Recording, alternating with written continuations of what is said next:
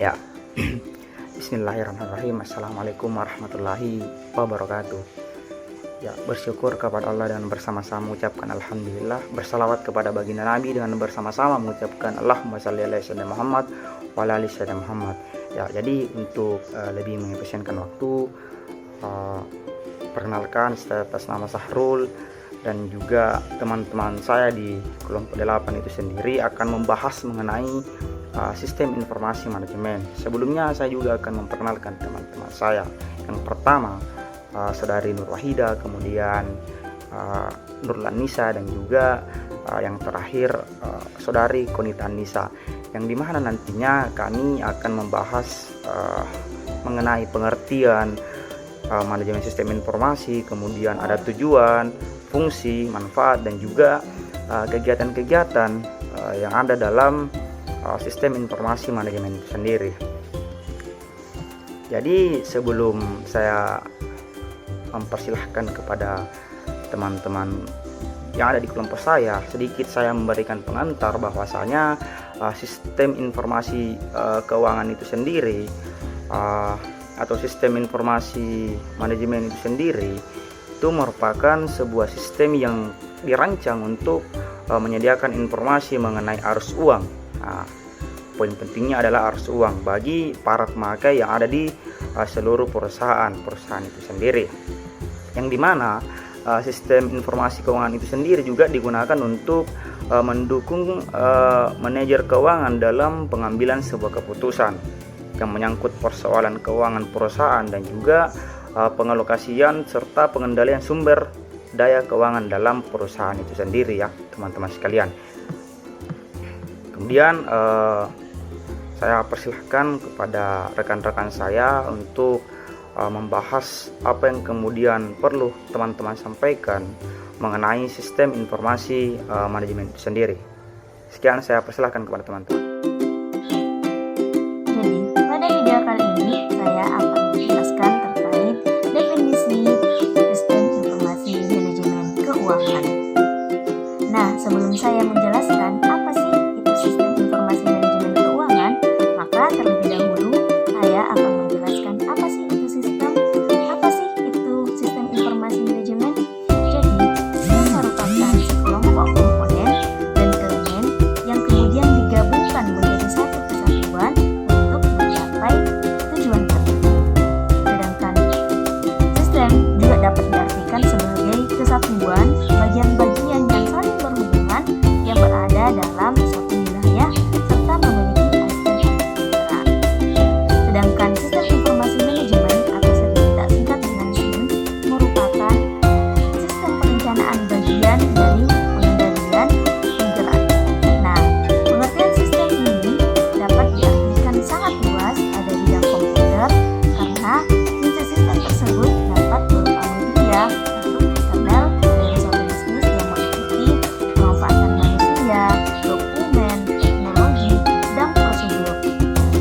Oleh karena itu, untuk memecahkan masalah bisnis seperti biaya produk, layanan, atau suatu strategi bisnis, sehingga dapat disimpulkan bahwa sistem informasi manajemen keuangan adalah sistem informasi yang memberikan informasi kepada orang atau kelompok baik yang berada di dalam perusahaan maupun di luar perusahaan mengenai permasalahan keuangan dan juga menyediakan atau berisi informasi tentang arus uang bagi para pemakai yang ada pada seluruh perusahaan. Nah, sistem informasi manajemen keuangan ini kemudian digunakan untuk membantu proses pengolahan data keuangan yang kemudian disajikan dalam laporan keuangan berdasarkan sistem pencatatan akuntansi.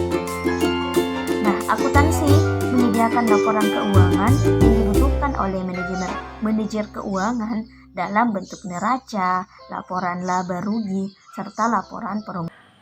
Baik, di sini saya sebagai pemateri kedua akan menjelaskan tentang Unified Modeling Language atau UML.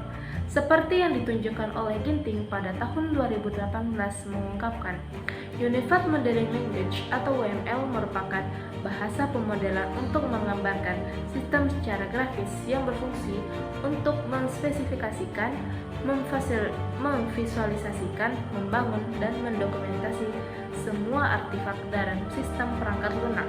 Adapun Unified Modeling Language terbagi menjadi 3 bagian, yaitu yang pertama, use case diagram. Use case diagram adalah deskripsi dari fungsi yang diantisipasi dari kerangka kerja dan mewakili hubungan antara partisipan atau aktor dan kerangka kerja. Yang kedua, activity diagram, seperti yang ditunjukkan oleh Sukanto dan Sahaluddin pada tahun 2018. Activity diagram memvisualisasikan sebuah aktivitas dari proses bisnis atau menu sebuah sistem perangkat lunak berupa alur kerja. Yang ketiga, class diagram. Class diagram adalah inti dari grafik dan pengembangan berorientasi objek. Class ini menjelaskan status atau keterangan sistem dan menawarkan dukungan atau strategis kerja untuk memanipulasi keadaan ini. Materi selanjutnya yaitu memahami laporan keuangan. Yang pertama, tujuan laporan. Keuangan laporan bertujuan untuk menyediakan informasi keuangan yang dapat dipercaya tentang sumber daya ekonomi dan kewajibannya, perubahan sumber daya, data untuk membantu mengestimasi pendapatan potensial, informasi lainnya yang relevan atas perluasan informasi. Yang kedua, laporan keuangan dasar. Laporan keuangan dihasilkan dari proses siklus akuntansi. Siklus akuntansi sendiri terdiri dari 2 tahapan. Akuntansi yakni tahapan pencatatan, recording page, dan tahapan peringkasan atau summarizing page. Yang ketiga, laporan laba rugi atau income statement. Laporan laba rugi merupakan ringkasan pendapatan dan biaya perusahaan pada periode waktu tertentu. Yang keempat, laba akuntansi vis a kas. Laba dari sisi akuntansi sangat berbeda dengan manajemen keuangan. Laba yang sering disebut dengan laba akuntansi basisnya adalah laba bersih dan laporan keuangan. Sedangkan laba dari sisi manajemen keuangan mengarah kepada arus kas. Assalamualaikum warahmatullahi wabarakatuh. Perkenalkan, nama saya Nurul Anissa, NIM 2030.0120.082. Nah, di sini saya akan membawakan materi ketiga mengenai subsistem pengendalian. Nah, penggunaan dana yang ada dikendalikan oleh subsistem pengendalian. Subsistem ini terdiri atas program yang menggunakan data yang dikumpulkan oleh subsistem pemrosesan data guna untuk menghasilkan laporan yang menunjukkan bagaimana uang tersebut digunakan. Kemudian proses pembuatan anggaran. Yang pertama yaitu pendekatan dari atas ke bawah atau pendekatan top down. Bila dilakukan pendekatan top down, eksekutif pemsahan menentukan jumlah anggaran yang kemudian penentuannya dibebankan kepada tingkat di bawahnya. Kemudian yang kedua yaitu pendekatan dari bawah ke atas atau pendekatan bottom up. Bila dilakukan pendekatan bottom up, proses penyusunan anggaran dimulai dari tingkat organisasional paling bawah dan naik ke atas. Logikanya adalah bahwa orang yang berada pada tingkat bawah adalah yang paling dekat dengan tindakan dan paling dapat menentukan kebutuhan sumbernya. Kemudian yang ketiga yaitu pendekatan partisipasi. Karena adanya kelemahan dari pendekatan top down dan bottom up, maka yang paling umum dilakukan adalah proses penyusunan anggaran partisipatif. Kemudian selanjutnya materi mengenai Sistem Informasi Manajemen Keuangan Daerah atau SIMDA. Aplikasi Sistem Informasi Manajemen Daerah merupakan program aplikasi komputer yang terintegrasi dan dapat membantu proses administrasi pemerintah daerah dari tingkat provinsi, kabupaten atau kota sampai tingkat kecamatan dan kelurahan. Kemudian aplikasi Sistem Informasi Manajemen Daerah yang dikembangkan oleh Badan Pengawasan Keuangan dan Pembangunan BPKP dan dikenal dengan aplikasi SIMDA merupakan salah satu produk dari teknologi sistem informasi yang digunakan oleh banyak pemerintah daerah di Indonesia dalam menyelenggarakan pengelolaan keuangan daerahnya. Oke, baik. Di sini saya akan melanjutkan materi dari kelompok kami, yang dimana saya sendiri akan menyampaikan atau akan membahas mengenai manfaat sistem informasi manajemen, di mana ada beberapa manfaat yang kemudian bisa kita ambil dalam penggunaan sistem informasi manajemen keuangan itu sendiri.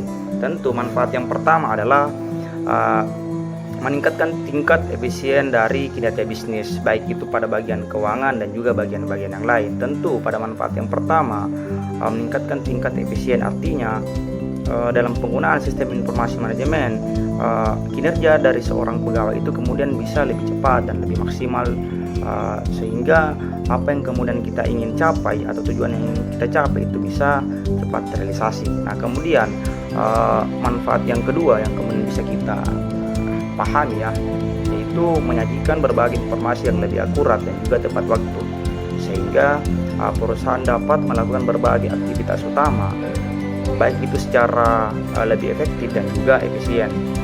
Kemudian selanjutnya adalah meningkatkan kualitas dan juga untuk mengurangi biaya produksi produk maupun terhadap jasa yang kemudian dihasilkan. Tentu dari penggunaan sistem informasi manajemen keuangan itu sendiri juga mampu meningkatkan kualitas daripada produk misalnya yang ada dalam sebuah perusahaan, dan juga untuk mengurangi biaya produksi dari produk yang kemudian dihasilkan, sehingga berdaya guna bagi perusahaan itu sendiri.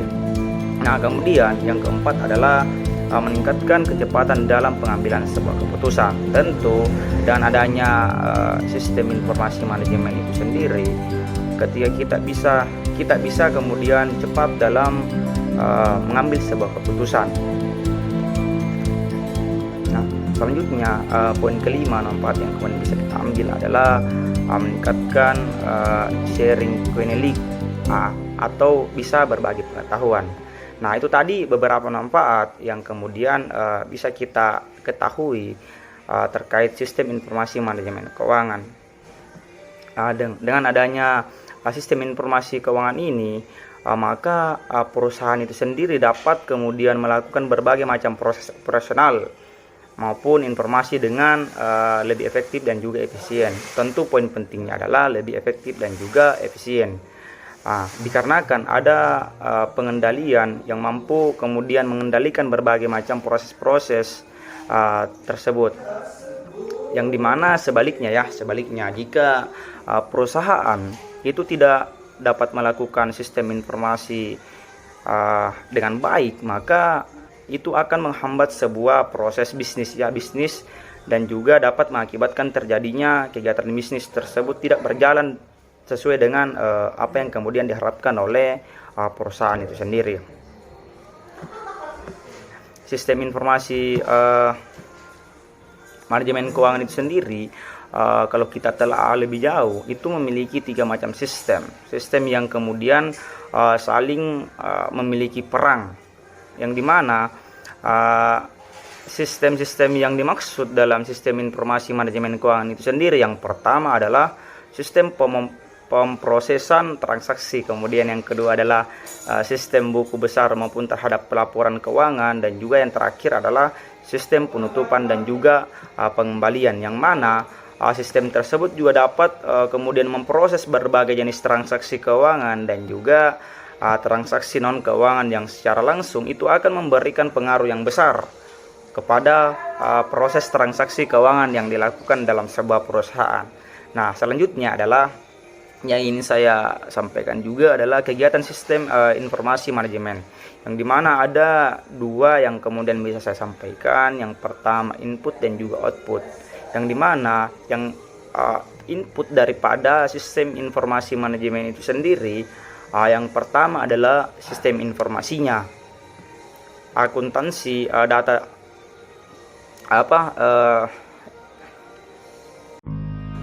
Nah, kemudian selanjutnya adalah kegiatan sistem informasi manajemen, di mana dalam kegiatan sistem informasi manajemen itu sendiri ada input dan juga output yang kemudian diterima atau didapatkan oleh perusahaan itu sendiri. Yang pertama, input daripada sistem informasi manajemen, sistem informasinya.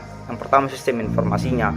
Sistem informasinya kemudian di sini itu menyediakan catatan-catatan mengenai segala sesuatu yang kemudian berhubungan dengan keuangan itu sendiri.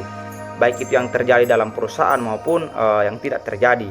Nah, catatan-catatan ini kemudian dibuat untuk menghasilkan sebuah data daripada hasil transaksi yang kemudian dilakukan oleh perusahaan itu sendiri. Nah, kemudian yang kedua adalah dari input dari sistem informasi adalah subsistem audit internal. Kemudian ada subsistem intelijen keuangan, itu juga kemudian dapat digunakan untuk mengidentifikasi sumber-sumber terbaik modal tambahan dan juga investasi terbaik. Nah,